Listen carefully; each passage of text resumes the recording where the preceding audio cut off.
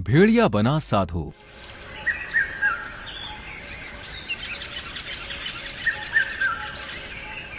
ओहो, ये सुबह भी ना इतनी जल्दी हो जाती है कि ठीक से नींद भी पूरी नहीं हो पाती। क्या बात है मौसी, फिर से नींद पूरी नहीं हुई क्या? कहाँ कालू, मेरी छोड़, तू बता, सुबह सुबह कहाँ जा रहा है? बस चाय नाश्ता कराऊं जरा। अरे वो देखो, बब्बन ये कहाँ चला? बब्बन भेड़ियों की बस्ती में सबसे मासूम, शांत और सीधा था और बहुत ही दयालु भी। कहाँ जा रहे हो बब्बन भाई? और कहाँ कालू, भूख लगी तो सोचा कि कुछ खा पी आऊं। बब्बन भाई, मुझे ये समझ नहीं आता कि आपकी बस्ती में करलू, दंतकाली सभी भेड़िए मांस के बिना रह भी नहीं सकते, फिर आप हमारी तरह शाकाहारी भोजन कैसे कर लेते हो? अरे ये सब तो अपने ऊपर है पीहू, वैसे भी मुझे किसी को मार के खाना अच्छा नहीं लगता। इतने में जंगल का रिपोर्टर टोनी बंदर खबर लाता है कि दंतकाली ने एक और चिड़िया को मारकर खा लिया। मैंने खुद अपनी आंखों से देखा है। आज तो हमें राजा जी से बात करके इस दंतकाली का हिसाब कर ही देना चाहिए। इसे जंगल में रखना खतरे से खाली नहीं है। बिल्कुल सही कह रहे हो तुम। चलो हम सब राजा जी के पास चलते हैं। महाराज वीर सिंह की सभा में, दंतकाली, हमने तुम्हें पहले भी चेतावनी दी थी कि अगर यहाँ पे रहना है तो शाकाहारी भोजन ही करना होगा, लेकिन लगता है कि तुम्हें सजा देनी ही पड़ेगी। नहीं महाराज, मुझे एक आखिरी मौका दीजिए, और आज जो हुआ वो भी गलती से हुआ। मुझे माफ कर दीजिए, मैं अब ऐसा कुछ नहीं करूंगा। ऐसे कैसे? मैंने देखा था, कोई गलती नहीं थी महाराज, इसने सबको जानबूझकर किया। नहीं टोनी भाई, तुम्हें जरूर गलतफहमी हुई है। महाराज, मुझे माफ कर दीजिए, आप सब भी माफ कर दीजिए। नहीं, इस गुनाह की माफी नहीं मिलेगी, सजा मिलेगी। आज से, बल्कि अभी से तुम्हें जंगल से निकाला जाता है। इससे पहले कि हम अपने सैनिकों को आदेश दें, तुम अपना बोरिया बिस्तर उठाओ और निकल जाओ यहाँ से। दंतकाली बहुत गड़गड़ाया, लेकिन उसकी सजा माफ नहीं हुई और देर रात जंगल से दूर करलू भेड़िया उसे ढूंढते हुए उसके पास पहुंचा। दंतकाली, मेरे दोस्त, तू यहाँ है? अरे मैंने तुझे कहाँ कहाँ नहीं ढूंढा। क्या फर्क पड़ता है, मुझे तो जंगल से निकाल दिया, अब तो मैं कहीं का मारा कहीं ही मिलूंगा। मेरे दिमाग में एक आइडिया है। अगर तू मेरी बात मान ले तो जंगल में ही रह सकता है और बहुत ठाट बाट से रह सकता है। अच्छा, पर कैसे? करलू ने उसे अपना आइडिया बताया और फिर 1 महीने बाद। अब बाबा जी की जय हो। बाबा, आप चमत्कारी हैं, अंतर्यामी हैं। ठहर तो कर लू जरा, ये बाबा कहीं देखा देखा सा लग रहा है। अरे ये तो दंतकाली है, ये बाबा कैसे बन गया? हाँ सही कहा मौसी, ये तो अपना दंतकाली है। बालिके, मैं दंतकाली नहीं, दंतेश्वर हूँ, और अब मैंने मोह माया का जीवन त्याग कर संन्यास ग्रहण कर लिया है। 1 महीने में संन्यास? क्या क्या सन्यासी इतनी जल्दी बन जाते हैं? मूर्ख, सन्यासी तो ईश्वर की कृपा से बनते हैं। अरे जंगल से निकाले जाने के बाद मैंने कठोर तपस्या की और एक रात मुझे ज्ञान हासिल हुआ। ईश्वर ने खुद मुझे यहाँ आप सबकी सेवा के लिए भेजा है। ये बात सुन के सभी जोर से हंस पड़े। अगर ऐसा है तो बाबा जी आप मेरे बच्चे को ठीक कर दीजिए, वो बहुत दर्द में है। अगर आप उसे ठीक कर देते हैं तो मैं इसी पल से आपकी भक्त बन जाऊंगी। जरूर बालिके, हम इसी काम के लिए तो आए हैं। 1 मिनट। दंतकाली ने जमीन से थोड़ी सी मिट्टी उठाई, उस पर कुछ मंत्र फूका और लाली को देते हुए बोला, ये लो, इसे अपने बेटे के शरीर से लगाना, फिर देखना वो कैसे ठीक होता है। लाली ने ऐसा ही किया और अगले ही पल उसका बच्चा बिल्कुल ठीक हो गया। बाबा की जय हो, बाबा की जय हो। मान गई बाबा, आज से मैं आपकी सेवा में रहूंगी। देखा बाबा का चमत्कार। अरे आज बाबा ने मुझे भी मरने से बचाया।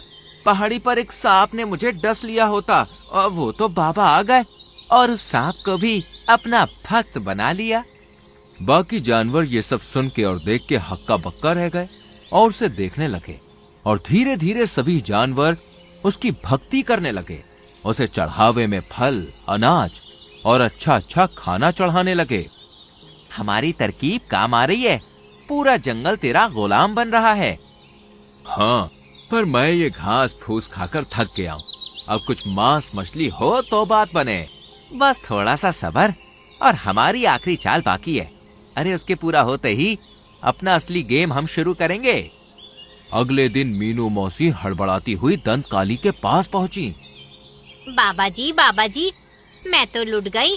मेरी माँ ने मुझे एक कीमती अंगूठी दी थी, वो किसी ने चोरी कर ली। मेरी अंगूठी दिलवा दीजिए बाबा जी। पर ये सब कब हुआ मौसी? शायद रात को पीहू।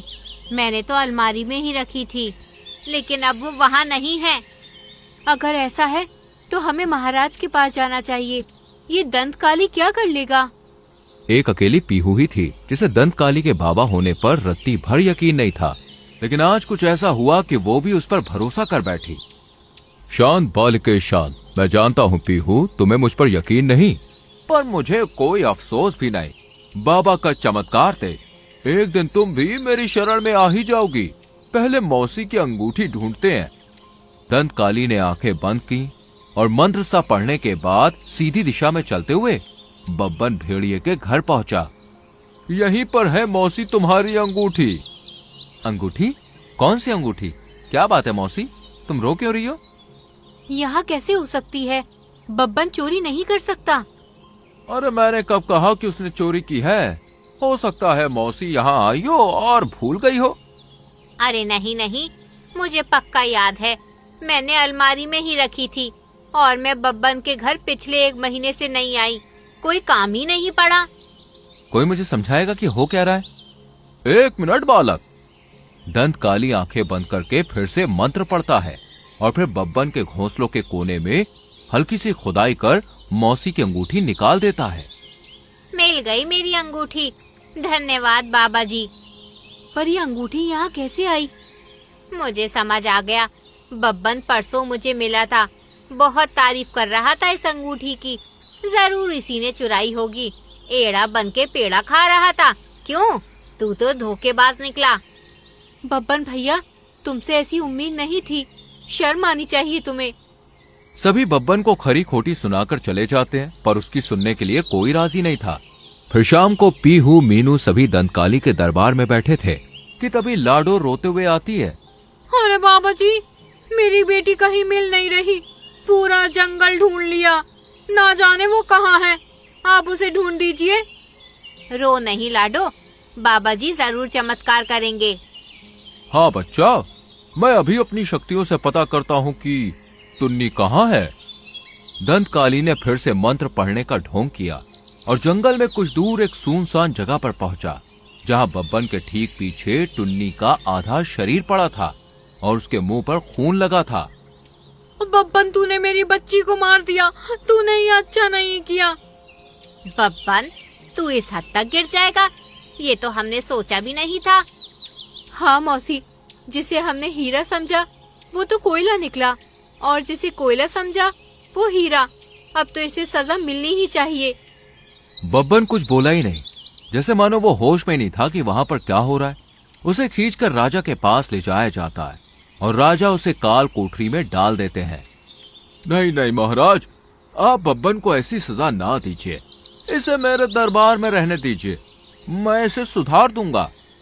सभी बाबा की बात से सहमत होते हैं। बब्बन दंत काली के दरबार में रहता है। अगले ही दिन दंत काली एक आपातकालीन सभा बुलाता है। क्या बात है बाबा जी, कोई अनहोनी होने वाली है क्या?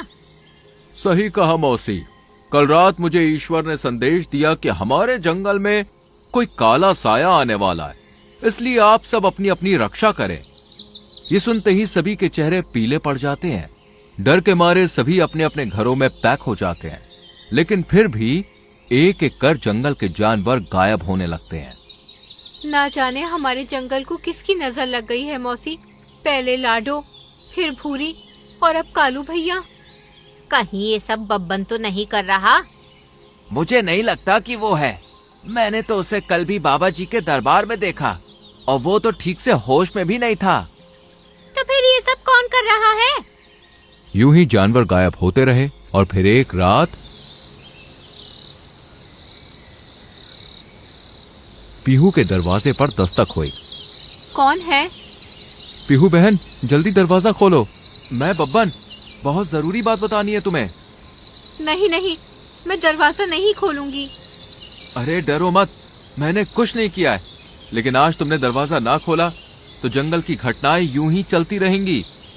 पीहू ने कुछ पल सोचा और फिर दरवाजा खोल दिया और फिर बब्बन ने ऐसा राज खोला जिसे सुनकर पीहू भी चौंक गई।